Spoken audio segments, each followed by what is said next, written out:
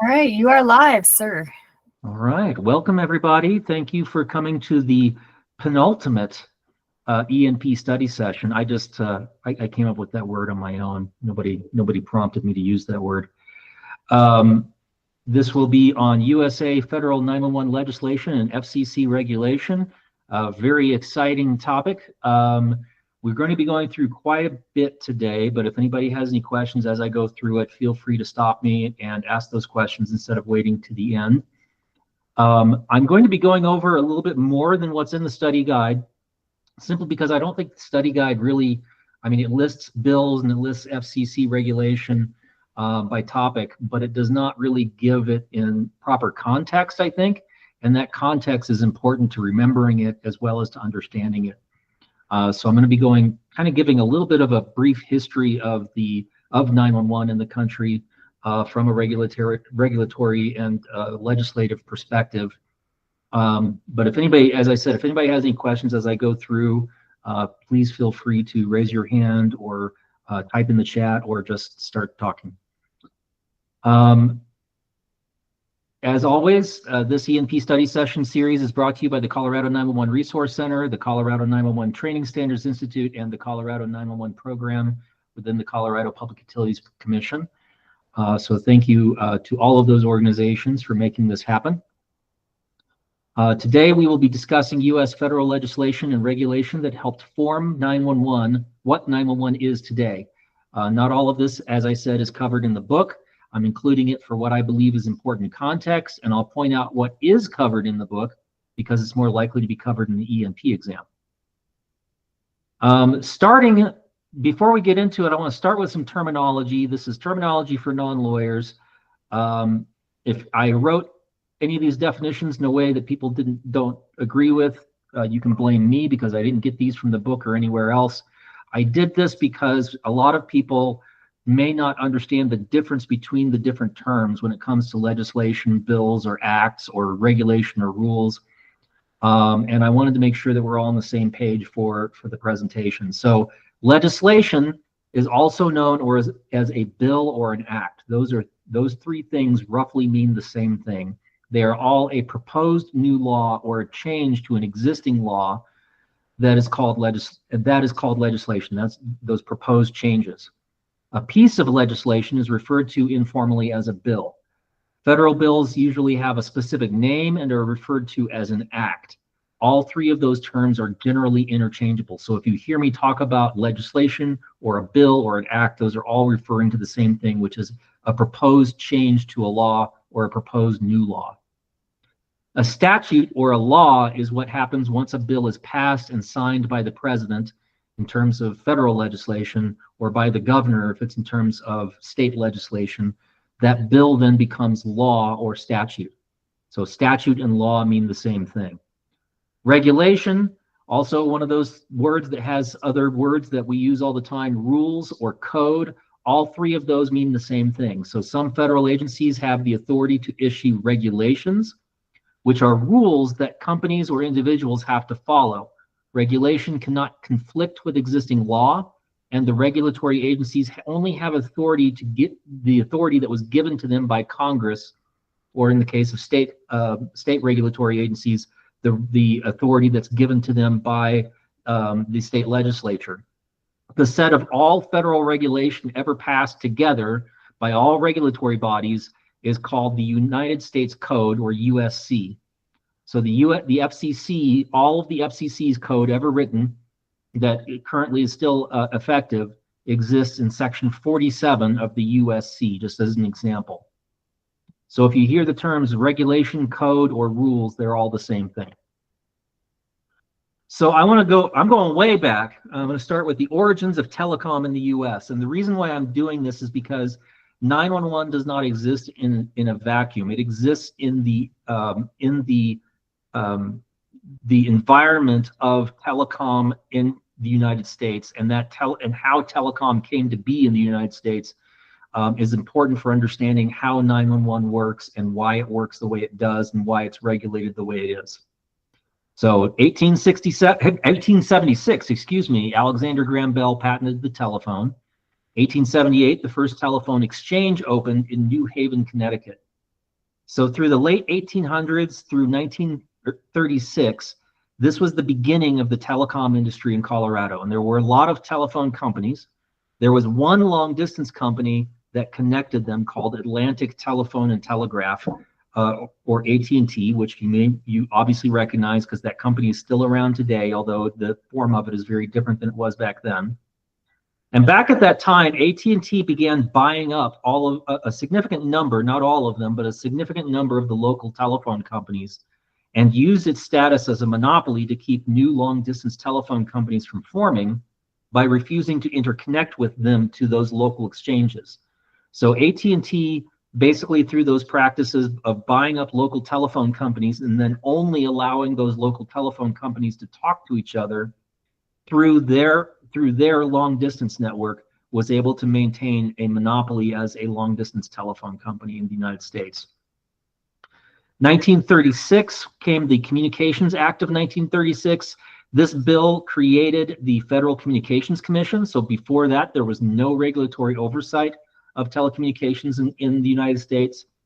And it established that the FCC had regulatory authority over telephone, telegraph, television, which was brand new at the time, and radio communications. This bill and the law that resulted from it are important, even though it's not covered in the book, because most of the bills that came later were amendments to this initial statute. So believe it or not, this statute still exists in the United States in United States law, and almost all telecommunications bills that are passed today by Congress are actually amendments to this original bill. So that's why it's important to know the Communications Act of 1936, because if you're ever trying to read a bill that is trying to make amendments to telecom law in the United States, it is most likely going to be a modification of the existing statute created by this bill in 1936. The FCC regulated AT&T, but it did not force it to break up. So the company maintained a monopoly in the US for over half a century. In the meantime, 1968, we had the first 911 call. Emergency numbers had been used in major cities before, and telephone users in most areas had to know the numbers to the local police and fire department if they needed an emergency response. So some places had specific emergency numbers, but a lot of places you just had to know the 7-digit number for the police or fire department. If you didn't know those things, you could dial 0 to get an operator and they would put you through, but that obviously delayed the response to their call.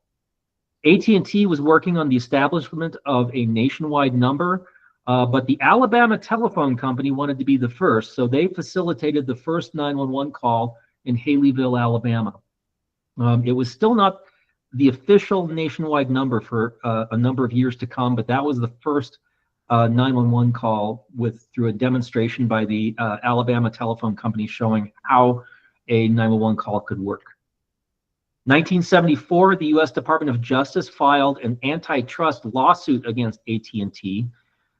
Business practices that keep monopolies from facing competition used to be illegal in the U.S. That's a little bit of a joke. So you see the asterisk there. Technically, anti-competitive practices are still illegal in the U.S., but how much those laws are enforced really depends on who's in office at the time. So you still see a lot of monopolistic practices in U.S. commerce throughout the country. But at the time, they were really looking to break up the big monopolies that they felt were holding back competition in the United States. So in 1974, the United States Department of Justice filed a lawsuit against AT&T for those practices that we talked about earlier, and those practices are referred to legally as antitrust practices. The result, after a decade of litigation in the courts, was that AT&T was ordered to break up into separate companies in 1984. So in 1984, the breakup of AT&T occurred. AT&T spun off into regional long-distance companies and local exchange companies referred to as Baby Bells. This is referring to the nickname for AT&T, which was Ma Bell. So all of those spin-off companies became Baby Bells. Mountain Bell, by the way, was one of the Baby Bells that spun off from the U.S. from AT&T in the U.S. Rockies region, including Colorado.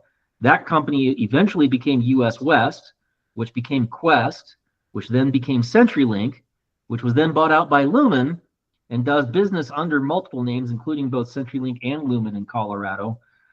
So really the company that we have as our primary telephone company in Colorado today is still that legacy of the AT&T network way back before 1984. Then in 1996, the Telecom Act of 1996 was passed. This act amended the law created by the Communications Act of 1936, which is how all of these laws work at this point, as I mentioned, to create new requirements to prevent monopolies from reforming in the telecommunications industry. While reducing some regulation, it also required companies to interconnect with each other. So even though AT&T was broken up and was no longer a monopoly, and there was now competition, they were still being regulated like they were a monopoly. And what this bill did is it reduced that regulation, recognizing that if there's more competition, there doesn't need to be as much regulation. But as part of that, they were also required, hey, you can't create new monopolies by refusing to interconnect with each other. So all of the telecom companies today are required to interconnect with each other so that they act as if they are one big network, and you can call someone regardless of who their phone company is and who your phone company is, because those companies are all required to interconnect with each other. All right, now we're getting to the part that's actually covered in the study guide. So in 1999, we had the Wireless Telecommunications and Public Safety Act of 1999. The short name of this act was the 911 Act. And you'll see the red asterisk there, and it says at the bottom in the study guide. From here on out, when we're talking about legislation, if it's in the study guide, there will be a red asterisk there. That way you know what was in the study guide and what wasn't, because chances are really high that if it was in the study guide, it might be on the test. If it wasn't in the study guide, it probably won't be on the test. I won't say that it won't be because I don't know, but there's a much bigger chance that it's going to be on the test, and you should probably pay more attention to it there because of that reason. So what this bill did, it did three main things. It established 911 as the universal emergency number in the United States.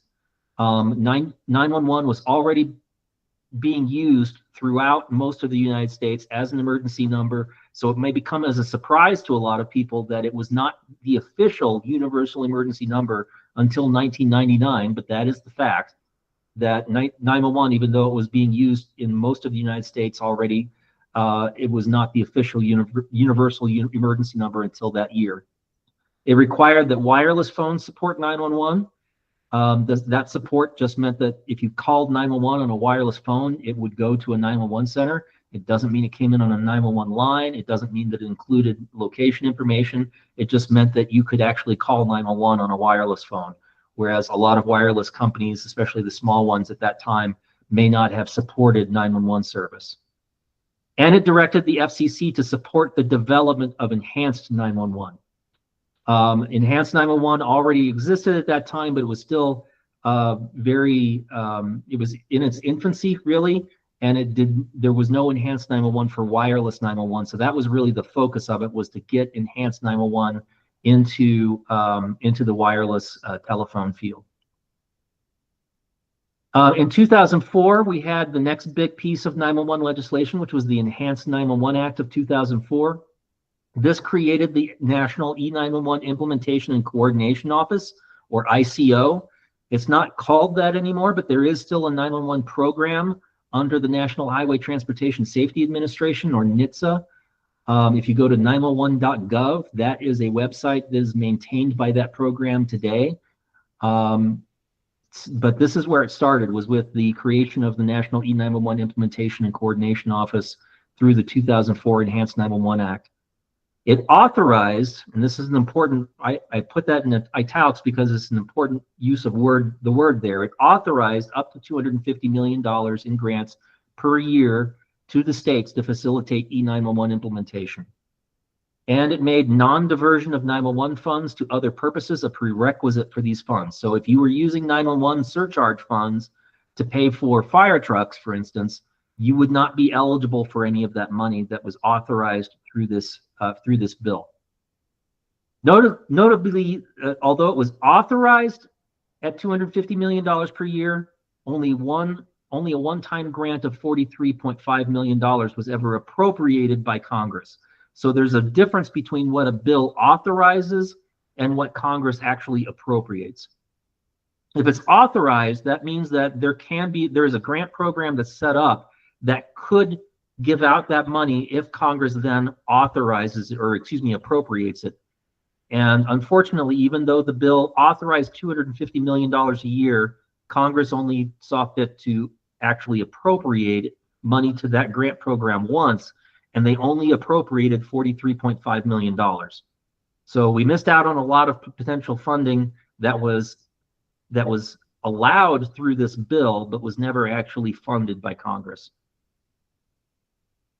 In 2007, we had the implementing recommendations of the 9/11 Commission Act of 2007.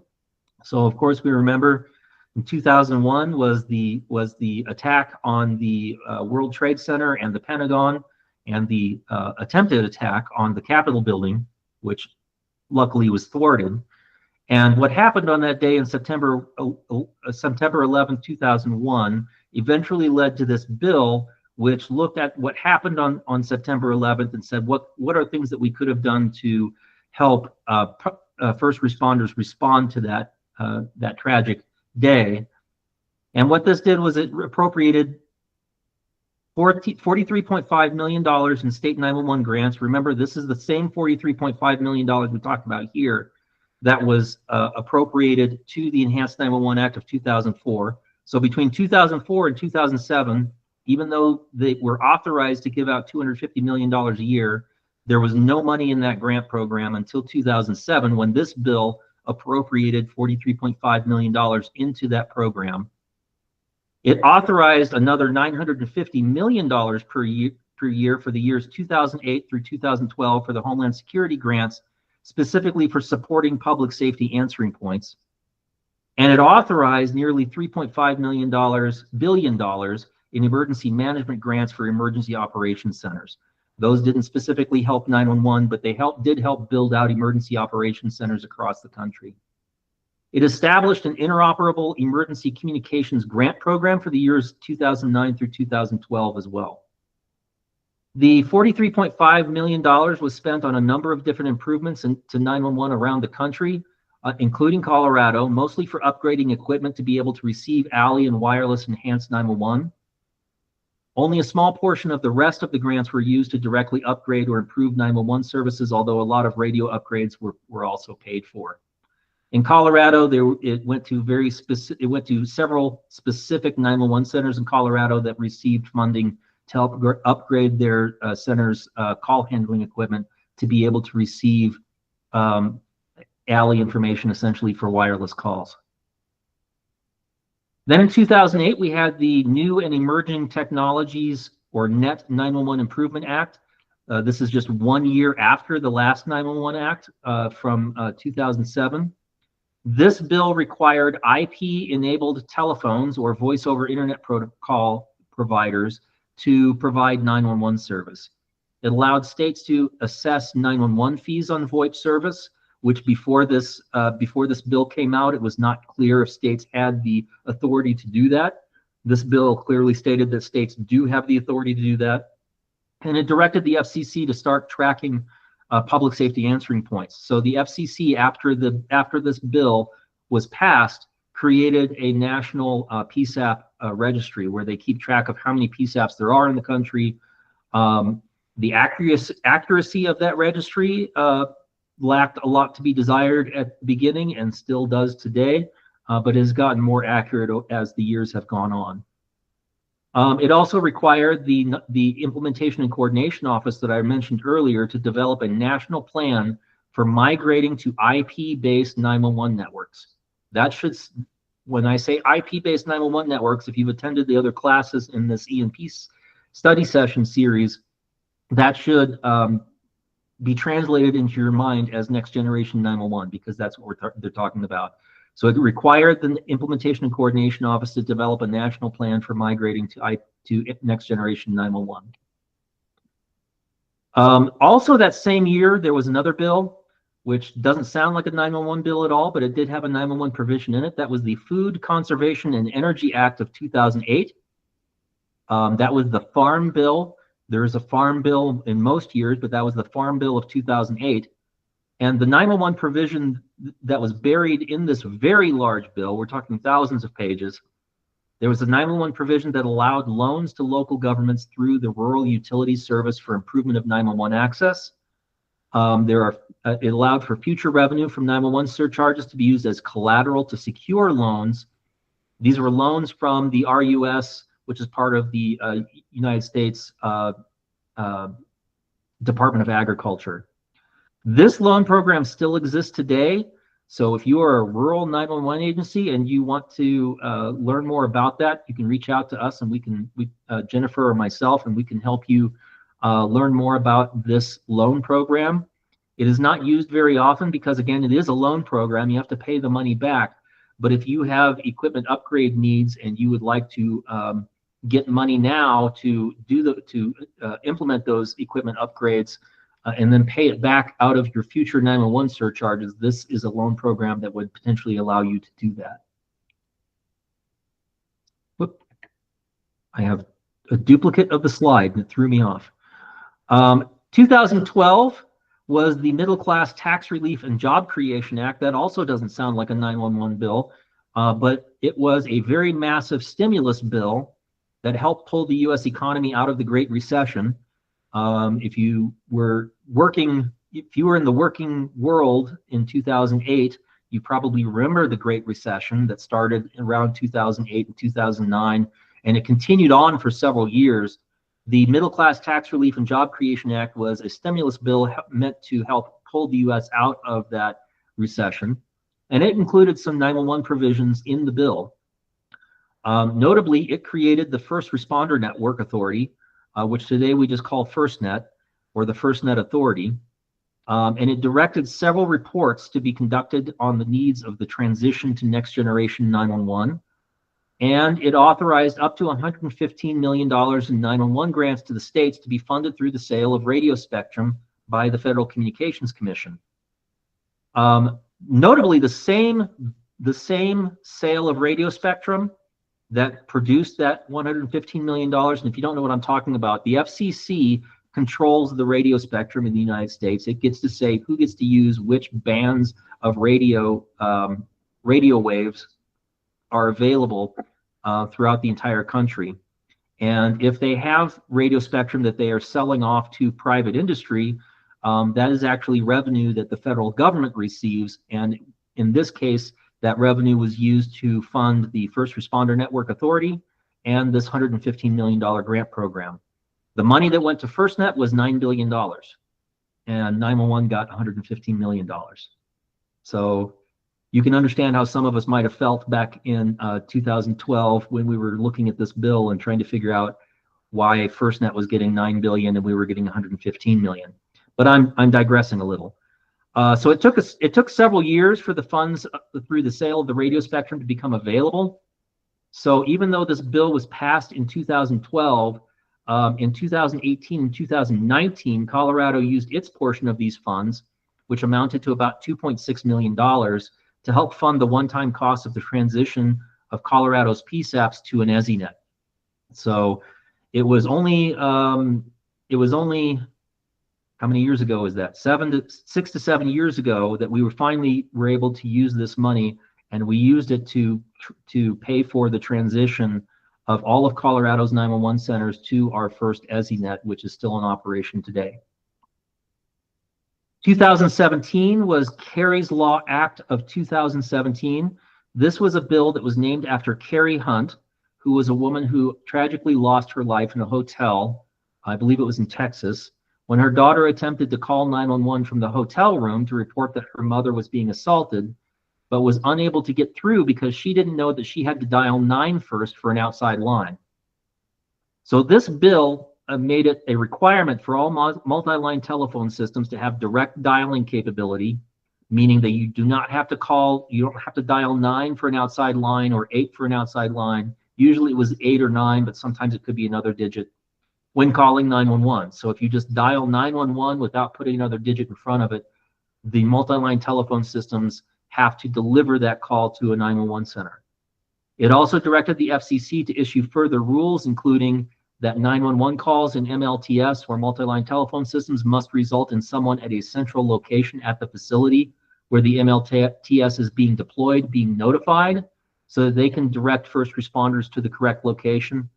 If using the hotel example, it means if you dial 911 from a hotel room, not only does that call have to be delivered to a 911 center without dialing another digit first to get an outside line, but it also has to tell somebody at the front desk that 911 was called from that room, so that when first responders arrive on scene, the front desk personnel can show the first responders where that room is.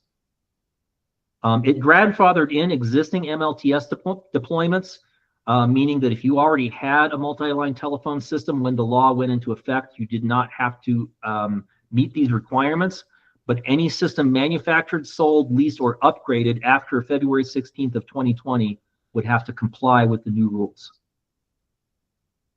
2018, so this is just the year after the Carey's Law Act, came the Ray-Bombs Act of 2018. People wonder why it's called the Ray-Bombs Act. This was named after a politician who worked at the FCC for a couple of years before his death. And because he was a politician, he got a bill named after him. But it directed the FCC to adopt rules requiring that MLTS provide 911 with dispatchable locations, which is a new term they came up with in this bill, and then left that to the FCC to define what that means. The FCC later did a rulemaking which defined a dispatchable location to mean a street address specific to the location where the caller is, in addition to additional information such as a suite number, office number, floor number, etc., necessary to locate the source of the call. It's very important that this happened, because before this, when you called 911 from a multi-line telephone system, it would give you just a generic, it would give the 911 center just a generic address for the whole facility. If you're talking about a dentist's office, that's probably not too difficult to find where the caller is. But if you're talking about a giant 10-story hotel or an office building with 20 stories and a maze of offices on each floor, not getting any more information than the general address for the building means that it's going to be very hard for first responders to find the location of a caller. Because Carey's Law and Ray-Bombs Act passed so closely together, the FCC actually held one rulemaking to enact both laws. So I'm going to pause there, because those are all of the bills that are in the book, as well as a few bills that were not in the book. And the next thing I'm going to be talking about are FCC rules. So I want to see if anybody has any questions about any of the legislation that I just went over.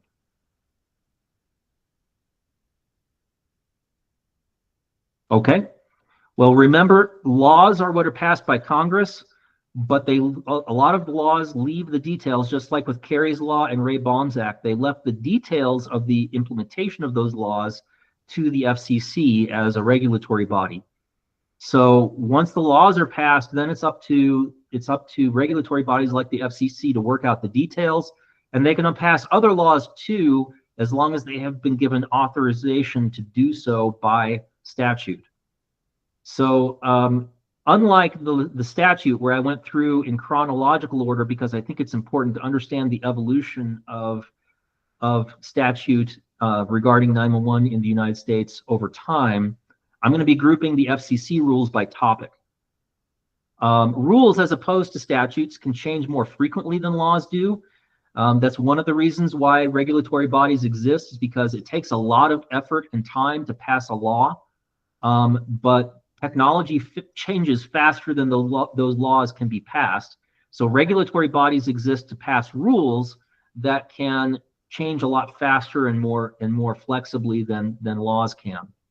So regulatory bodies like the Federal Communications Commission issue proposed rules and request comment from the public, and then following a review of all of the public comments, the regulatory body can issue final rules, sometimes with additional questions that they want comment on for future rulemakings. So the FCC is well known for this. They will issue what's known as a decision with a notice of further proposed rulemaking, meaning that they've issued rules, but they're also saying, hey, we may issue additional rules in the future, so we want more comments on this topic going forward. All federal rules must be published through the Federal Register, which is a document published by the federal government for public consumption. And depending on the type of rules, they must sometimes jump through other hoops before they are considered final and effective. So for instance, if any rule issued by the Federal Communications Commission that requires reporting from companies has to be reviewed by the Office of Personnel Management, because they're the ones who get to make sure that the companies that have to obey these rules don't have to, that the reporting requirements are not onerous, meaning that they're too hard or will cost too much to the private sector. The FCC is the primary federal agency with rulemaking authority regarding 911, but it's important to note that the FCC only regulates the telecommunications providers and 911 system service providers. They do not regulate PSAPs. PSAPs are not regulated by the FCC, which means that no rule issued by the FCC can impose a requirement on PSAPs directly. Now, sometimes the rules that are issued by the FCC do impose requirements on PSAPs indirectly, meaning that when the FCC said that wireless telecom providers have to deliver 911 calls to PSAPs and start providing location information, that prompted all of the PSAPs in the country to upgrade their equipment so that they could start receiving 911 calls from wireless providers with location information. So even though the FCC does not regulate PSAPs directly, their decisions have a strong impact on PSAP operations and the equipment that PSAPs buy. The FCC's 911 rules can be found at 47 CFR. Again, that stands for Code of Federal Regulation, Part 9. So if you ever want to read the FCC's rules, it's actually kind of fascinating, at least for a nerd like me, to jump in there and read those in detail. You can just Google 47 CFR Part 9, and that will get you to the 911 section of the FCC's rules. Other sections of the FCC's rules are also relevant to 911, but that's where the 911 specific rules can be found, is in Part 9. So if you want to read other parts of the FCC's rules, you can just look at the other parts of 47 CFR, and they're all very interesting and relevant, but Part 9 is what you want to look at for specifically relating to 911 and 911 regulation. So I'm going to start by talking about wireless 911 rules. It is probably the thing that the FCC spends the most time on regarding 911 is the wireless 911 rules. These have evolved over time, starting with the requirement that wireless providers deliver 911 calls to PSAPs, following the Wireless Telecommunications and Public Safety Act of 1999, which I mentioned earlier. And location requirements have been phased in over time by the FCC.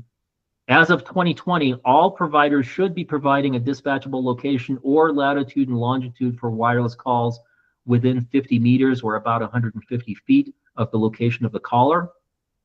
The provision of dispatchable location has turned out to be much more difficult than they originally thought it would be for wireless companies. So most wireless companies are not providing a street address for wireless callers. They don't have an easy way to translate that latitude and longitude into a dispatchable location in all scenarios. So most wireless companies, or I think all wireless companies, are still delivering latitude and longitude, which show up on your Annie Alley screen as XY. As Jennifer said in her ENP study session a couple of sessions back, the X actually refers to the longitude and Y refers to the latitude.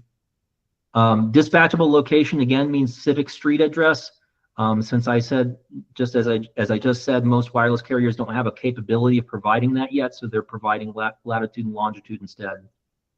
Some recent developments in wireless 911 rules: the FCC now requires wireless carriers to route to PSAPs based on the location of the caller rather than the address of the cell tower when feasible. That is a rule that is still being phased in over time, but a lot of the big carriers are already doing it, where they are routing 911 calls based on the latitude and longitude of the caller rather than the cell tower location, which reduces the number of times or the frequency at which 911 calls from wireless devices have to be transferred because they went to the wrong PSAP. Future developments, it is likely that we will see the FCC push the carriers towards providing addresses and floor numbers rather than latitude and longitude and altitude. That will come with time. I did see, in fact, that the FCC is going to be addressing 911 location at their meeting this month, which is on March 27th. So this is something that is definitely a work in progress. They continue to update these location requirements for 911 from wireless devices and making it more and more specific and accurate as the technology allows them to do so. So this is all based on what the technological capabilities are that the companies have available to them. Wireless E911 was rolled out according to FCC rules in phases. So beginning in 1998, we had phase 1 and phase 2 in 2001. Wireless carriers had to deliver 911 calls to PSAPs on their 911 lines. Previously, wireless calls were delivered only to a 10-digit administrative line. Once the PSAP requested the service, the wireless carrier had 6 months to begin delivering calls in the appropriate format. So how it worked was you were getting 911 calls on your admin line. Then you would send a letter to all of the wireless carriers that were doing business in your service area and say, hey, we want you to start delivering calls on our 911 lines. And that was called a phase 1 request. And then they would start delivering the call to the 911 lines with the address of the cell tower and the callback number of the caller for the alley and the alley. It did not provide a location of the caller, but it did at least give you a general idea of where of the area that the caller was in based on the cell tower location. And then when you were ready, when your PSAP had the right equipment to be able to display this information, you had to have equipment that was capable of displaying XY coordinates. Then you would request that the carrier start delivering the call in phase 2, which meant that they had 6 months to start delivering the 911 calls to the 911 line with the address of the cell tower and callback number like before, but now it also included an estimated location in XY coordinate, which is, I said latitude and longitude here, but it's actually longitude and latitude as Jennifer taught me a couple of sessions ago. Location accuracy for wireless calls were phased in over time. So they had to provide XY coordinates, but originally it didn't say how accurate those XY coordinates had to be. So they could be way off. It just had to be their best guess. But location accuracy has been phased in over time. The percentage below represents the portion of not all 911 calls that were delivered to 911 on the network that included either a dispatchable location or latitude and longitude that was within 50 meters of the caller's actual location. So by 2017, 40% of all 911 calls had to include XY coordinates that were within 50 meters or 150 feet of the caller's actual location. So that's not very accurate. You had less than a coin toss chance of being accurate within 150 feet by 2017. By 2018, they had to reach 50%. By 2019, they had to reach 70%. By 2020, they had to reach 80%. By 2023, they also had to include Z-axis location, which is altitude information. But they only had to provide that in the 50 metropolitan areas, the top 50 metropolitan areas in the country. So rural areas, you may see Z-axis on your alley displays, but they're not actually required to provide Z-axis in rural areas, and the accuracy of that Z-axis may vary. But by 2023, at least in those top 50 metropolitan areas in the country, which does include the Denver metro area, they are required to provide Z-axis location information. Those are wireless rules. I'm going to go on to VoIP rules next, but I know I just threw a lot out at you because, like I said, the FCC has been very active in wireless 911 rules over the years. So does anybody have any questions for me or want me to go over anything again regarding wireless 911 rules? Okay. VoIP 911 rules. So VoIP again stands for Voice over Internet Protocol. That's 911, or excuse me, that's a telephone service that operates over an IP connection. And all interconnected VoIP providers, meaning those that allow their users to call any other number in the public telephone system, must provide 911 service to their customers under, it was, which bill was that? That was the New and Emerging Telephone, the Net 911 Improvement Act of 2008 is the bill that created that requirement. And then the FCC followed up with the specifics of how that works. And this was actually a very big debate and fight at the time because VoIP providers did not want to be regulated by the FCC. They said we're an internet service, we are not a telephone service, and the FCC should not be regulating internet services. And what it came down to was if you are interconnecting with the public switch telephone network, then you are, by all intents and purposes, a telephone service, not an internet service, and the FCC has the authority to regulate you, at least as far as 911 goes, and maybe some other key factors. What that means is, and I'll give you an example, if you call from a Vonage phone, if you make a phone call from a Vonage phone, you can call any other phone number out there, regardless of whether it's a Lumen phone, whether it's a Verizon wireless phone. That is because Vonage is an interconnected VoIP service, meaning that it is interconnected just like any other phone service into the telephone network. There are still non-interconnected VoIP services out there, and the example at the time, because we're talking about the late 2000s, like 2008, 2009, when all of this was being debated, was Skype. That was the biggest non-interconnected VoIP service out there, where you could make telephone calls to other Skype users, but you couldn't call someone's cell phone using Skype. Things have changed a little bit today, but back at that time, there was a big distinction between what a non-interconnected VoIP provider and an interconnected VoIP provider was. So 911 rules only apply to interconnected VoIP providers, and the FCC required under that Net 911 Act of 2008 that all interconnected VoIP providers provide 911 service to their customers. There's a difference between fixed or non-nomadic VoIP services. So fixed non-nomadic VoIP services must provide a dispatchable location, meaning a street address, with the 911 call. And here you can think of Vonage.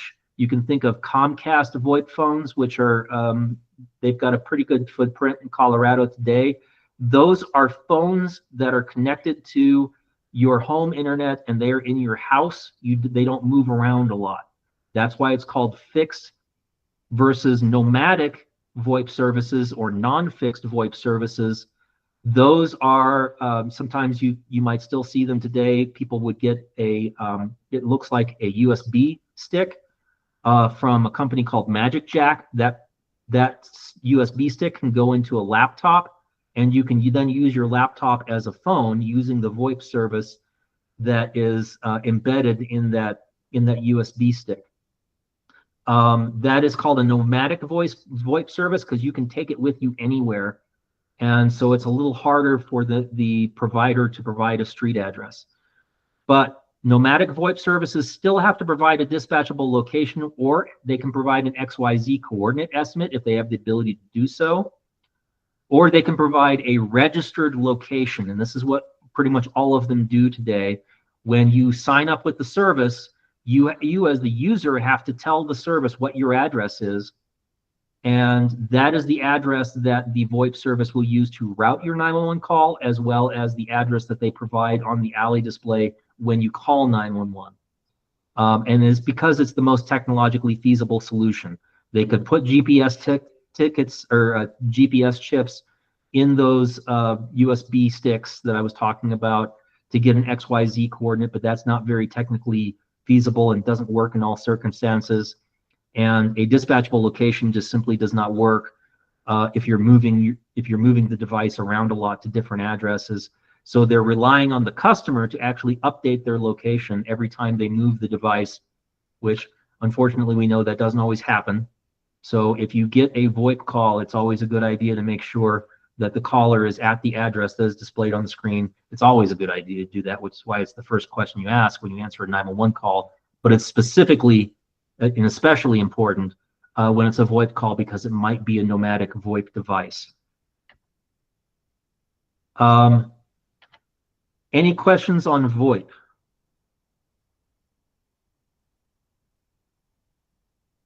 Telecommunications relay service, not E911 calls. So TRS, or telecommunications relay service, is a service that allows persons with hearing or speech disabilities to place and receive phone calls using a TTY or IP-enabled text device. And how this works is you use your TTY or IP-enabled text device to call a relay service. The relay service will read what the person is typing and will call the person that they're trying to reach and relay that person's communication by voice. So it's a little bit like, and we've seen that if you probably some of you at least have taken 911 calls using a relay service in the past.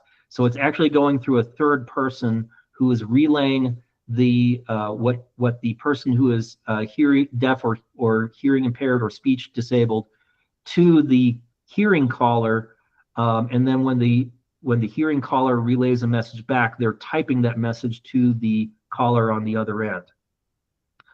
As of 2021 for fixed TRS devices and 2022 for non-fixed TRS devices, location information must be provided to 911 if a user requests emergency services. So if they're calling to get emergency services, there has to be a way for that TRS device to get location information to the relay service, and the relay service has to have a way to get that to the 911 center.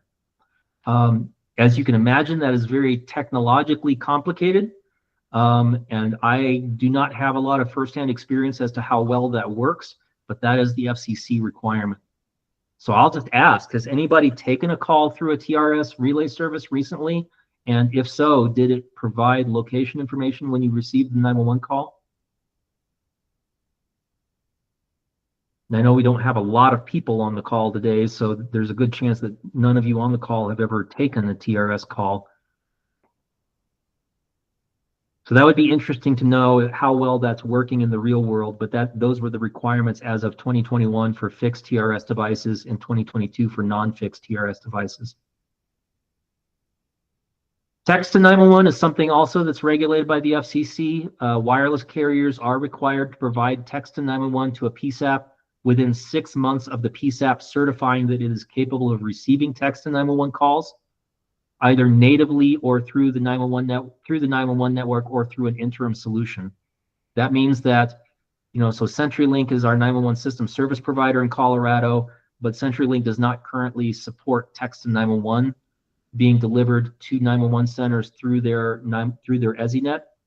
So any 911 center in Colorado that is getting text to 911 is getting it through what's called an interim solution, meaning a temporary solution, through one of several companies that offer that type of service. Location information provided with text works differently than it does with wireless voice calls, generally using the caller's location data from their handset, which means it could be more accurate than what you would get with a wireless voice 911 call. And text to 911 does not work where the PSAP has not requested it or if the caller is roaming on another network. So there are some limitations to it still today. And there are additional restrictions. So text to 911 generally does not work if you include a picture or any other type of data along with it, because that turns it from an SMS text call to an MMS text call, which I won't get into details of, but basically they're two different formats of text calls, and text to 911 generally only works with SMS text calls. I have been told that there are some interim solution providers that do support MMS, but they don't all do that. So it's generally advisable to avoid including pictures or other types of files if you are texting 911. Any questions on text to 911 regulation? Okay. And by the way, I mentioned earlier, the FCC does not regulate PSAPs. That's why there's no requirement that PSAPs accept text to 911. There is only a requirement that the wireless carriers support text to 911 if the PSAP requests it. That's as close as they to requiring text to 911 in the country. Sandra, go ahead. So how does that work? Because down here in the San Luis Valley, there are plenty of times that the only way there is no service except for texting. So how does that work with dropping pin maps or maps to try to locate people? Because we have plenty of people who have no idea where they are at. So like I said, the location information that's provided with text calls works differently than it does with wireless calls, but it can be more accurate.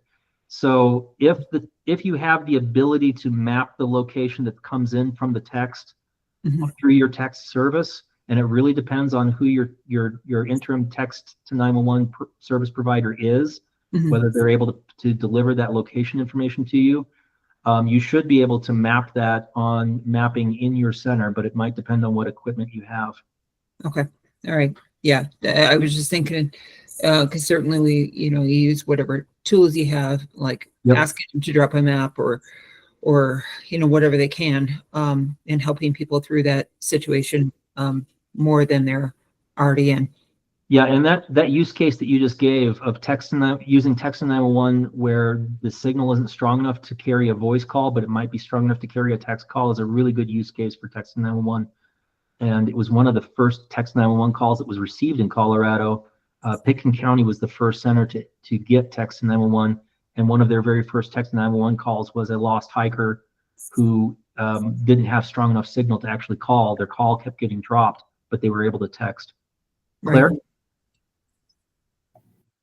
So is CenturyLink violating FCC rules because a lot of PSAPs in Colorado are able to receive text?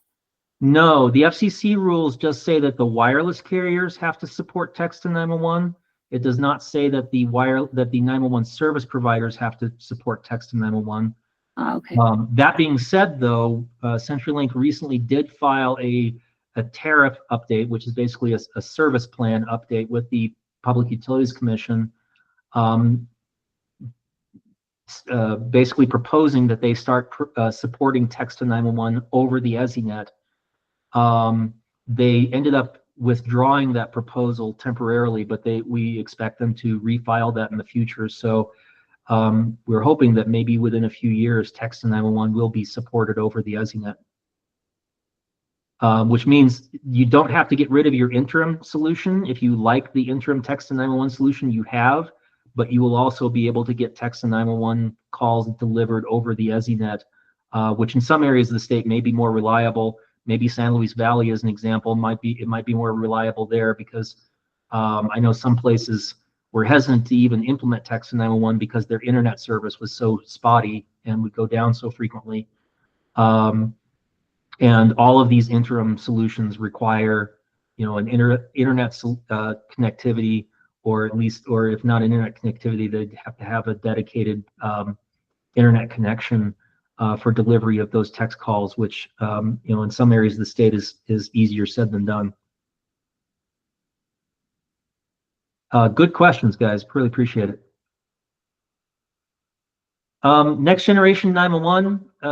There's a number of FCC regulations regarding next generation 911. Recent developments in this are the FCC recently issued rules that require originating service providers. And originating service providers, or OSPs, you can think of as all of the end user companies out there. So that's Verizon, that's AT&T, that's Comcast with their VoIP phones, that's CenturyLink with their business lines and their home phones.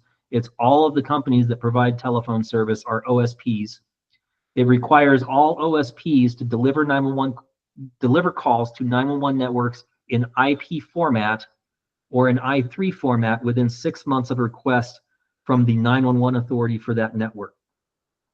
So what that means is right now, most OSPs throughout the country are delivering their 911 calls to the 911 network for whatever state that they're in an analog format.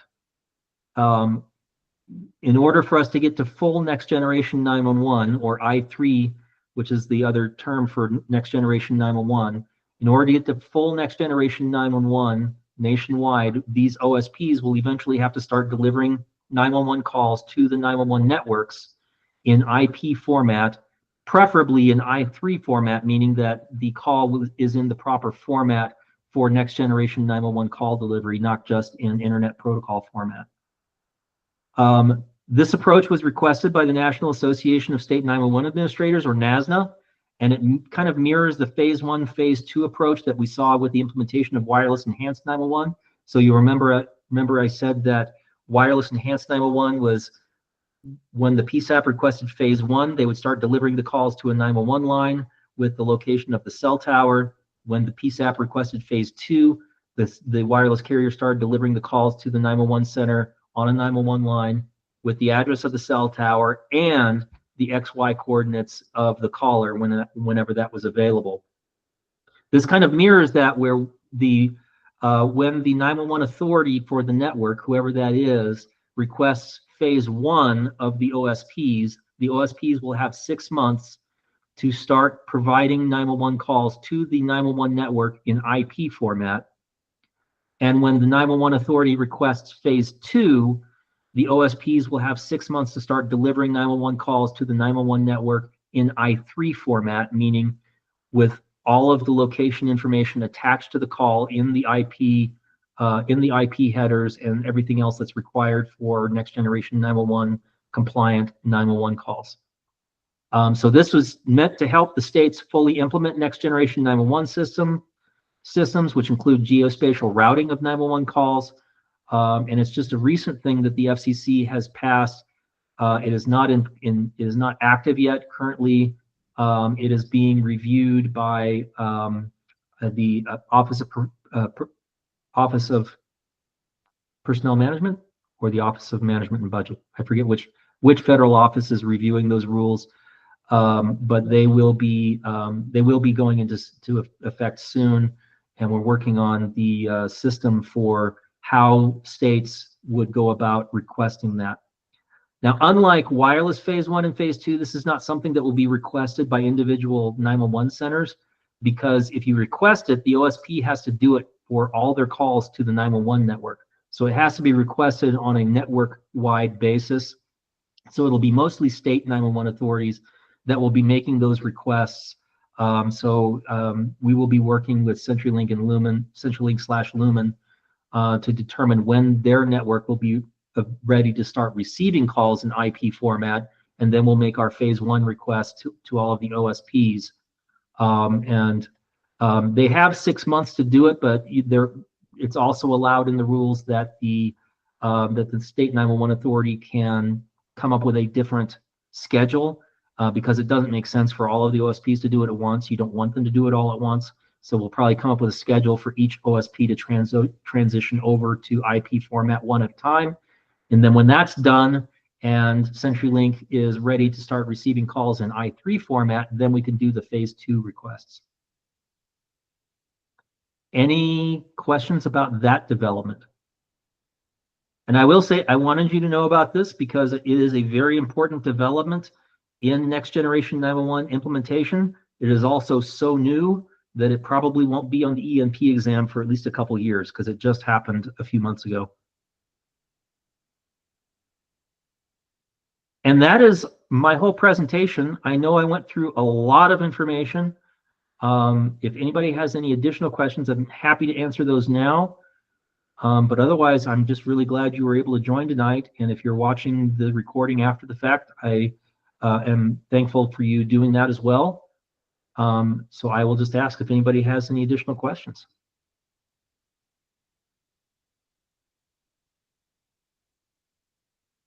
Okay. Well, I am available if you have any other questions. My contact information is on this slide, as well as Jennifer's, Connie's, and Monica's. If anybody has any additional questions, feel free to reach out to any of us, and we will do our best to answer those. Otherwise, you can come back next week, because we'll be doing our review and test preparation session.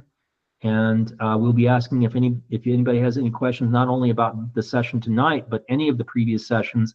That will be a good opportunity for you to ask those questions. We're calling it Stump the Chump, or I'm calling it Stump the Chump. You can see if you can ask a question that's so off the wall that we don't know the answer to. But otherwise, we will try to fill in the blanks for you and get you ready for taking your ENP exam. So with that, I will say thank you very much and hope you all have a great night. Thanks, Daryl. Thanks, Daryl.